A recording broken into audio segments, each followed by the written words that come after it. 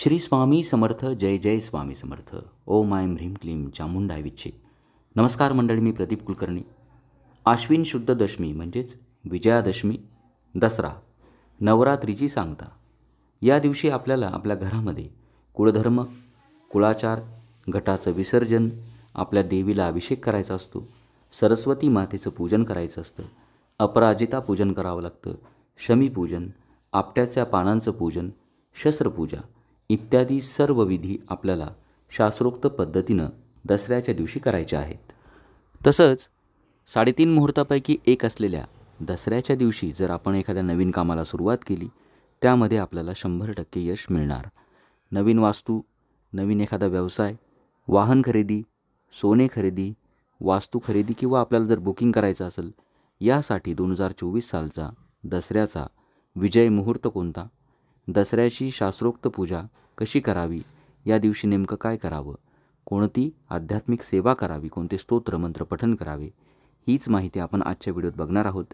चॅनलवर आपण नवीन असाल, चॅनल सबस्क्राईब करा, बेल आयकॉन दाबायला विसरू नका. कमेंट बॉक्समध्ये आपल्या कुलस्वामिनीचं नाव नक्की लिहावं. प्रथम आपण बघूया या वर्षीचा दसऱ्याचा विजय मुहूर्त कोणता, शुभ मुहूर्त कोणता. 12 ऑक्टोबर रोजी यावर्षी नवमी आणि दशमी म्हणजेच नवमी आणि विजयादशमी दसरा एकाच दिवशी आला आहे. 12 ऑक्टोबर 2024 रोजी आपल्याला दसरा साजरा करायचा आहे. दसऱ्याचा विजय मुहूर्त आहे दुपारी 2:22 3:09 या विजय मुहूर्तावर आपण नवीन वास्तू खरेदी, सोने खरेदी करू शकता, एखादी वास्तूचं आपण बुकिंग करू शकता किंवा नवीन व्यवसाय आपल्याला सुरू करायचा असेल याचा संकल्प करू शकता. एखादी सेवा आपल्याला सुरू करायची असेल, जसं व्यंकटेश स्तोत्राची सेवा, तर या वेळेत आपण संकल्प करा, 100% आपल्याला यश मिळेल. समजा काही कारणास्तव आपल्याला या वेळेमध्ये जर या सर्व गोष्टी करायला नाही जमलं, तर दसरा हा सण 3.5 मुहूर्तापैकी मानला जातो. संपूर्ण दिवस हा सर्व सिद्धिकारक मानला जातो, म्हणजेच प्रत्येक कामात आपल्याला यश देणारा असा हा कालावधी असतो. त्यामुळे दिवसभरात कधीही आपण आपल्या नवीन कामाला, नवीन संकल्पाला, सेवेला सुरुवात केली तरी चालेल. आता आपण बघूया दसऱ्याच्या दिवशी पूजा कशी करायची. दसऱ्याच्या दिवशी किंवा नवमीच्या दिवशी घटाचं विसर्जन केलं जातं. यावर्षी नवमी आणि दशमी एकाच दिवशी म्हणजे 12 ऑक्टोबर 2024 रोजी आली आहे. म्हणजे याच दिवशी आपल्या सगळ्यांना घटाचं विसर्जन करायचं आहे. 9 दिवस आपण आपल्या घटाची पूजा करत नाही, देवी मातेची पूजा, स्नान, अभिषेक त्यांना करत नाही. तर सर्वात महत्त्वाचं म्हणजे दसऱ्याच्या दिवशी सकाळी आपल्याला देवपूजा करायची असते, देवांना स्नान घालायचं असतं, अभिषेक करायचा असतो. सकाळी नेहमीप्रमाणे लवकर उठायचं, स्नान संध्या करायची, स्वच्छ वस्त्र घालायचे, देवासमोर शुद्ध तुपाचा दिवा लावायचा. देवघराजवळची जागा 9 दिवस घटावरती आपण माळा वाहिलेल्या असतात, फुलं वाहिलेली असतात, ही सर्व जागा निर्माल्य स्वच्छ करून घ्यायचं. देवाजवळची जागा जी असते ती स्वच्छ करायची, गोमूत्र शिंपडावं. आपल्या देवघरातील जे देव असतात या सर्वांना शुद्ध जलानं, पंचामृतानं, पुन्हा शुद्ध जलानं स्नान घालायचं. देवी मातेचा जो टाक असतो, कुलस्वामिनीचा टाक जर आपल्या घरात असेल, श्रीसुक्तानं अभिषेक करायला विसरू नका. देवीचा जर तांदळा असेल, याला देखील श्रीसुक्तानंच अभिषेक करायचा. तांदळाला शेंदूर लावायचा. कुलस्वामिनीची मूर्ती, अन्नपूर्णा देवीची मूर्ती, माता लक्ष्मीची मूर्ती यांना देखील श्रीसुक्तानंच अभिषेक करायचा. अभिषेक करताना प्रथम गणपती बाप्पाचं पूजन करायचं. गणपती बाप्पाची चौरंगावरती स्थापना करायची. त्यानंतर आपल्या देवघरातील जो टाक असतो किंवा देवी मातेची मूर्ती असेल, ताम्हणामध्ये घ्यावी, शुद्ध जलानं, पंचामृतानं, पुन्हा शुद्ध जलानं स्नान घालायचं आणि थोडं थोडं पाणी पळीनं किंवा चमच्यानं मूर्तीवरती किंवा टाकावरती वाहत राहायचं. सोबत श्रीसुक्ताचं पठण करायचं. एक वेळा केला तरी चालेल. श्रीसुक्त आपल्या चॅनलवर आहे, आपण ते लावून द्या, सोबत पठण करा. अभिषेक करणं आपल्याला सोपं जाईल. अगदी याच पद्धतीनं आपण देवी मातेचा तांदळा असेल, टाक असेल किंवा मूर्ती असेल, यावरती अभिषेक करायचा. यानंतर मूर्ती, टाक स्वच्छ पुसून घ्यायची आणि चौरंगावरती थोड्याशा अक्षता आसन म्हणून ठेवायच्या. त्यावरती या टाकाची स्थापना करायची किंवा मूर्तीची स्थापना करायची. त्यांना हळद, कुंकू, अक्षता, फुलं व्हायची. ओम कुलस्वामिने नमः, गंधाक्षता पुष्पम समर्पयामी. त्यानंतर देवीच्या टाकावरती किंवा मूर्तीवरती कापसाची 2 छोटी छोटी वस्त्र व्हायची. ओम कुलस्वामिने नमः, वस्त्रोपवस्त्रे समर्पयामी. त्यानंतर पंचामृताचा नैवेद्य दाखवायचा. ओम श्री कुलस्वामिनी नमः. नैवेद्यम समर्पयामी. या दिवशी आपल्या घरी जर कुळधर्म कुळाचार असला तर पुरणपोळीचा नैवेद्य अवश्य दाखवावा, पुरणाचा नैवेद्य दाखवावा, सहकुटुंब सहपरिवार आरती करावी, प्रसादाचा वाटप करावा. आपल्या घरात घटस्थापना होत असेल तर घटाची उत्तरपूजा करून घ्यायची आणि विधिवत घटविसर्जन करायचं. तर अशा पद्धतीनं दसऱ्याच्या दिवशी विधिवत पूजा आपल्या घरामध्ये करावी. कुलदेवतेच्या टाकावरती मूर्तीवरती अभिषेक होणं गरजेचं आहे. आता दसऱ्याचा जो विजय मुहूर्त आहे दुपारी 2:22 ते 3:09 12 ऑक्टोबर रोजी, या दरम्यान आपल्याला सरस्वती मातेचं पूजन, अपराजिता पूजन, शमी पूजन, आपट्याच्या पानाचं पूजन करायचं आहे. तसंच आपल्याला जर नवीन वास्तू किंवा नवीन वाहन, सोने खरेदी करायचे असेल या वेळेत करा, किंवा बुकिंग करू शकता नवीन वस्तूचं. एखाद्या नवीन सेवेचा संकल्प करू शकता. नवीन व्यवसाय, नोकरीविषयी आपण या दरम्यान संकल्प करू शकता, कारण ही शुभ मुहूर्ताची वेळ आहे. यावरती जर आपण अशा पद्धतीनं संकल्प केला, सेवा केली किंवा नवीन काही खरेदी केली तर ती 100% यशदायी फलदायी ठरते. सरस्वती पूजन कसं करायचं? माता सरस्वतीची जर मूर्ती आपल्याकडे असेल तर पाटावरती किंवा चौरंगावरती स्वच्छ लाल वस्त्र अंथरावं, त्यावरती थोड्याशा अक्षता ठेवाव्यात. सरस्वती मातेची मूर्ती तामणामध्ये घेऊन स्नान घालावं, स्वच्छ पुसून घ्यावी, त्या ठिकाणी स्थापना करावी. फोटो असेल याच पद्धतीने ठेवा, नसेल तर सरस्वती मातेचं जे प्रतीक आहे, वही, पुस्तक किंवा ग्रंथ किंवा एखादं वाद्य, हे त्या चौरंगावरती मांडावं. त्याची पंचोपचारे पूजा करायची. गंध, अक्षता, फुले व्हायची. पंचामृताचा नैवेद्य दाखवावा, फळांचा नैवेद्य दाखवावा. ओम ऐं ह्रीं सरस्वते नमः या मंत्राचं 11 वेळेला पठण करायचं. माता सरस्वतीचं ध्यान करायचं.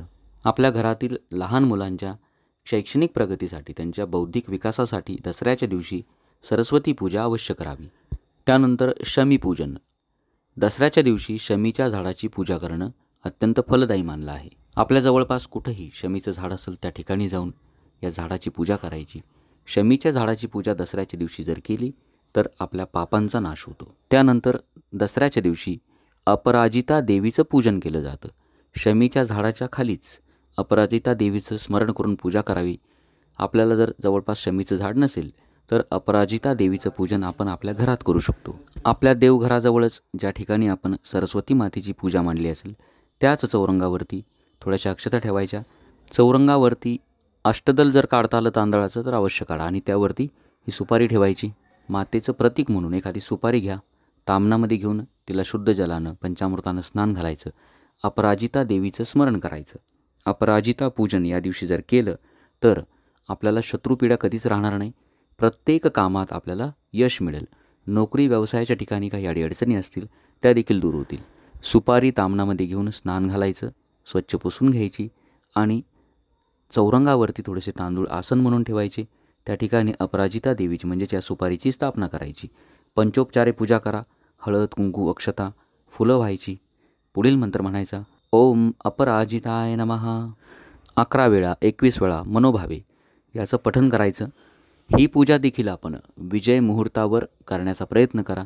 नाही शक्य झालं, थोडंशी वेळ मागे पुढे झाली चालेल, दिवसभरात करा. त्यानंतर आपट्याच्या पानांचं पूजन दसऱ्याच्या दिवशी महत्त्वाचं मानलं जातं. चौरंगावरती थोडेसे तांदूळ ठेवून आपट्याची पानं त्यावरती ठेवावी. त्याची हळद, कुंकू, अक्षता, फुलं वाहून पूजा करायची. आपट्याचं पूजन दसऱ्याच्या दिवशी केलं तर आपल्या घरामध्ये चांगलं आरोग्य नांदतं, सर्व प्रकारच्या दोषांचं निवारण होतं. यानंतर शस्त्रपूजा. दसऱ्याच्या दिवशी शस्त्रपूजेला देखील महत्त्व आहे. आपल्या घरामध्ये जी हत्यारं असतील, अवजारं असतील, शेतकरी असतील, विळा कोयता असेल किंवा नोकरी व्यवसायाच्या निमित्तानं आपण जी हत्यारं वापरत असाल त्याचं पूजन चौरंगावरती ठेवून, चौरंगावरती अक्षता ठेवायच्या, त्यावरती ही हत्यारं ठेवायची आणि त्याचं देखील पंचोपचारे हळद, कुंकू, अक्षता, फुलं वाहून पूजा करायची. ही पूजा देखील आपण विजय मुहूर्तावर करण्याचा प्रयत्न करा. नाही शक्य झालं सकाळी, संध्याकाळी, दिवसभरात कधीही करा. संध्याकाळी मात्र आपल्याला आपलं जे ग्रामदैवत असेल त्या ठिकाणी जाऊन आपल्या घटावर जे धान्य उगवलेलं असतं, ज्याला धन म्हणतात, हे आपल्याला आपल्या ग्रामदेवतेला अर्पण करायचं असतं, ज्याला सीमोल्लंघन असं म्हणतात. संध्याकाळच्या वेळेला स्वच्छ वस्त्र घालून आपल्या ग्रामदेवतेचं दर्शन घ्यायचं. त्या ठिकाणी ग्रामदेवतेला घटावरचं धन म्हणजेच ते धान्य असतं ते धान्य व्हावं. स्वामींचं केंद्र असेल किंवा आपलं जे इष्टदैवत असेल, जे मंदिर जवळपास असेल त्या ठिकाणी जाऊन हे धान्य किंवा धन व्हायचं. आपट्याची पानं देखील व्हायची. घरातील पुरुष मंडळी किंवा कर्ता जो असतो त्यानं अशा पद्धतीनं सीमोल्लंघन करावं. ग्रामदेवतेचं दर्शन घेऊन आल्यानंतर घरी आल्यानंतर कुलस्त्रीनं पुरुष मंडळींना ओवाळायचं. त्यानंतर आपल्या घरातील देव्हाऱ्यामध्ये देवाजवळ, फोटोजवळ असतील, मूर्तीजवळ देखील आपट्याची पानं व्हावी. त्यानंतर आपल्यापेक्षा जी मोठी मंडळी असतात, मोठ्या माणसांना ही आपट्याची पानं सोनं म्हणून दिली जातात.